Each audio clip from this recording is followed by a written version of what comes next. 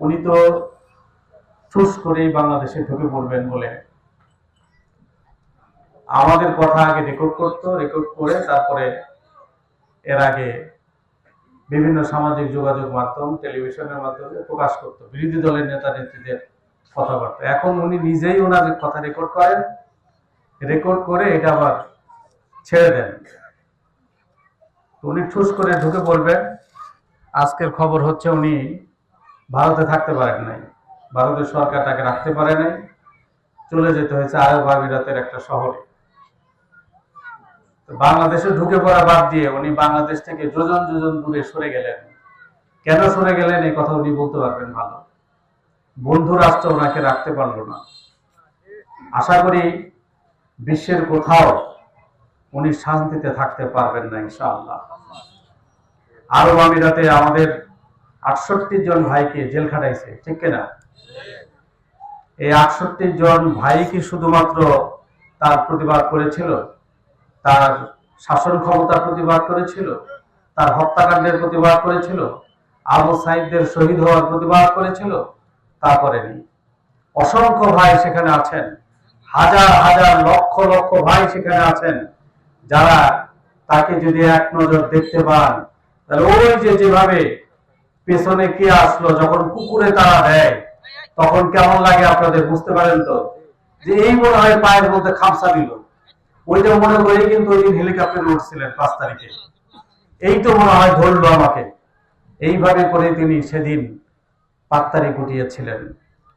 তখন বিডিআর হত্যাকাণ্ড যে একটি ঘৃণ্য ষড়যন্ত্র, সত্যিকার হত্যাকাণ্ড, এটা যে কোনো সাবোটাজ না, এটা তো প্রমাণিত হয়।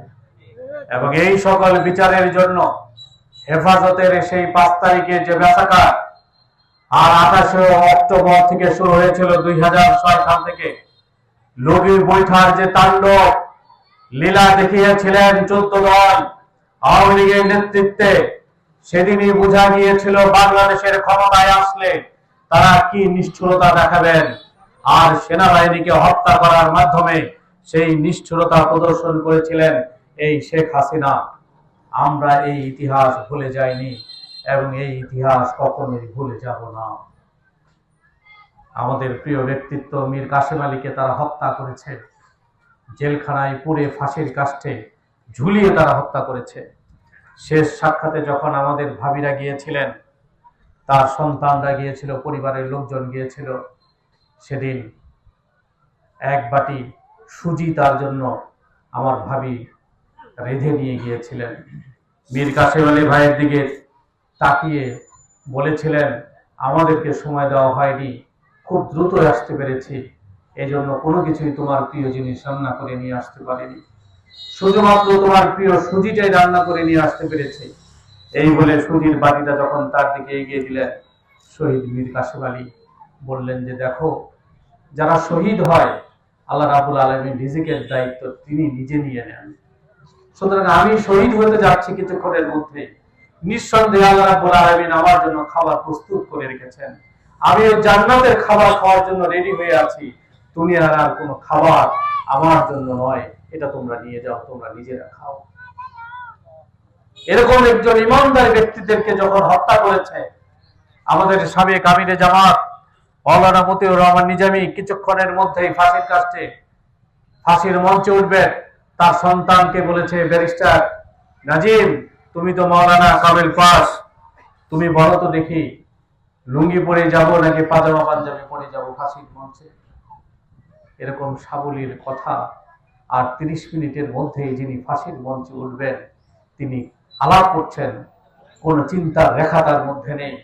শামসুন নাহার নিজামী আমাদের ভাবি বলেছেন, সফরে যাওয়ার সময় আমাদের মধ্যে যে আনন্দ থাকে সেই রকম আনন্দ তার মধ্যে আমি পরিলক্ষিত করেছি তার চেহারা মুবারকের মধ্যে। তিনি বলছেন, জানাজাকে পড়াবা তোমরা ঠিক করে নিও, আর তোমার মাকে রাত্রি পাঠিও না, কারণ রাত্রিতে পাঠালে তোমার মা সহ্য করতে পারবেন না, অসুস্থ হয়ে যেতে পারেন। এরকম একটি কথোপকথন একজন ফাঁসির দণ্ডপ্রাপ্ত আর মাত্র কয়েক মিনিটের মধ্যেই তিনি ফাঁসির কাষ্ঠে ঝুলবেন, তিনি কি বলতে পারেন? হ্যাঁ, বলতে পারেন, যখন তিনি ইমানদার হতে পারেন, যখন তিনি আল্লাহওয়ালা হতে পারেন, যখন তিনি আল্লাহকে নিজের রব করে নিতে পারেন, যখন তিনি বলতে পারেন আল্লাহর ওই আয়াত ধরে ওমানাকুম মিনহুম ইল্লা ইউমিনু বিল্লাহিল আজিজিল হামিদ, তাদের কোনো অপরাধ ছিল না, শুধুমাত্র একটি অপরাধ, তারা মহাপরাক্রমশালী আল্লাহর প্রতি ঈমান এনেছিল। এই মহাপরাক্রমশালী আল্লাহর প্রতি ঈমান এনেছিল বলেই তাকে ফাঁসির কাষ্ঠে ঝুলা হয়েছে, এই ব্যক্তিদেরকে হত্যা করা হয়েছে। আল্লাহ রাব্বুল আলামিন তেমন কিছুই বলেননি। কিন্তু এই ব্যক্তিদেরকে, সোনার মানুষদেরকে, আজকের এই মাওলানাদেরকে যারা তৈরি করেছেন, আজকের এই মানুষদেরকে, আপনার কাঞ্চনপুরেই যারা বসবাস করে, আপনার বাসায় যারা বসবাস করে, জামাত ইসলামী করেন, ইসলামী ছাত্র শিবির করেন, তাদেরকে যারা তৈরি করেছে, এই মানুষদেরকে যারা তৈরি করেছে, সেই সংগঠনকে যখন 1 তারিখে নিষিদ্ধ ঘোষণা করা হলো, সন্ধ্যাবেলায় রাত্রিবেলায় প্রজ্ঞাপন জারি করা হলো, আল্লাহ রাব্বুল আলামিন তার পিতাকে যেরকম 3.5 বছরও টিকে থাকতে দেননি বাংলাদেশে, সকল ইসলামী আন্দোলনকে নিষিদ্ধ করেছিলেন তিনি। ইসলামীর নামে কোনো রাজনীতি চলবে না বাংলাদেশে, এইভাবে তারা নিষিদ্ধ করেছিল। আর তার কন্যা যখন সর্বশেষ জামাত ইসলামীকে আর পবিত্র ইসলামী ছাত্র শিবিরকে নিষিদ্ধ ঘোষণা করলো, মাত্র 3.5 দিনের ব্যবধানে তিনি নিষিদ্ধ তো হলেনই, বরং বাংলাদেশ থেকে তিনি পাত্তারি গুটিয়ে চলে গেলেন। আজকে কোথায় তিনি বেড়াচ্ছেন, কোথায় থাকছেন, বাংলাদেশের মানুষের জানার কোনো কায়দা নেই। এইভাবে আল্লাহ রাব্বুল আলামিন তাকে নিষিদ্ধ করে দিলেন চিরদিনের জন্য। আজকে দাবি উঠেছে ওই আওয়ামী লীগকে নিষিদ্ধ করতে হবে, ওই সন্ত্রাসী ছাত্রলীগকে নিষিদ্ধ করতে হবে। মাহমুদুর রহমান মাত্র 7 দিনের আলটিমেটাম দিয়েছেন বর্তমান সরকারকে, সন্ত্রাসী ছাত্রলীগকে 7 দিনের মধ্যে নিষিদ্ধ ঘোষণা করতে হবে। কাজে আজকে আল্লাহর মায়ের, দুনিয়ার মায়ের যে কথাটি আমাদের গ্রামে গঞ্জে প্রচলিত আছে, কাঞ্চনপুরের ভাইদেরকে বলবো, যদি হক পথে চলতে হয়, যদি হক পথে আমরা থাকতে পারি, তাহলে আল্লাহ রাব্বুল আলামিন আমাদেরকে সাহায্য করবেন। একটু সময় নেবেন, এটা আল্লাহর ওয়াদা। আল্লাহ রাব্বুল আলামিন সাহায্য করে থাকেন, আর বিজয় সন্নিকটে, এটা আল্লাহ রাব্বুল আলামিন নিশ্চয়ই বলেছেন।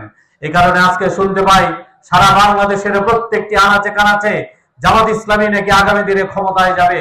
আমরা বলতে চাই, জামাত ইসলামী ক্ষমতায় যেতে চায় মানুষের হৃদয় জয় করে, জামাত ইসলামী ক্ষমতায় যেতে চায় মানুষের ভালোবাসা নিয়ে, জামাত ইসলামী ক্ষমতায় যেতে চায় কোন অহংকারীকে অহংকার করে জামাত ইসলামী ক্ষমতায় যেতে চায় না।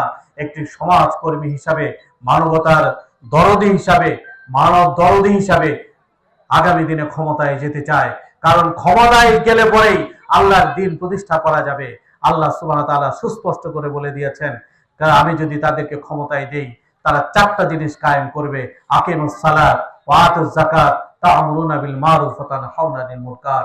এই 4 দফা কর্মসূচি বাস্তবায়নের জন্য, নামাজ কায়েমের জন্য, যাকাত আদায়ের জন্য, হক কথা এবং হক পথে মানুষকে আহ্বানের জন্য, হক প্রতিষ্ঠার জন্য, সত্য পথে মানুষকে আহ্বান এবং সত্য প্রতিষ্ঠা আর মিথ্যা দূরীভূত করার জন্য অবশ্যই প্রত্যেকটি মুমিনকে ইসলামী রাষ্ট্রের দ্বীন প্রতিষ্ঠার জন্য সংগ্রামে অবতীর্ণ হতে হবে।